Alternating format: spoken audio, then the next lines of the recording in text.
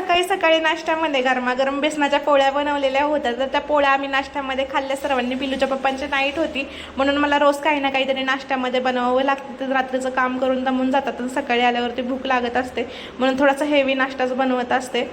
त्यानंतर घरातली सर्व कामे आवरून घेत असते आणि 12-12:30च्या दरम्यान स्वयंपाकाला लागते. म्हणजे बरोबर 1 वाजेपर्यंत माझा स्वयंपाक होतो आणि त्यांची पण एक झोप होऊन जाते. त्यानंतर आम्ही जेवण वगैरे करायला घेतो. पण असे उन्हाळ्याचे दिवस चालू झालेत ना की नुसतं पाणी पिऊ वाटतं आणि सकाळचा नाश्ता पण पोटामधला जिरलेला नव्हता. आणि पिल्लूच्या पप्पांना मी विचारलं पण होतं की दुपारी जेवणामध्ये काय बनवू, सकाळीच झालं होतं.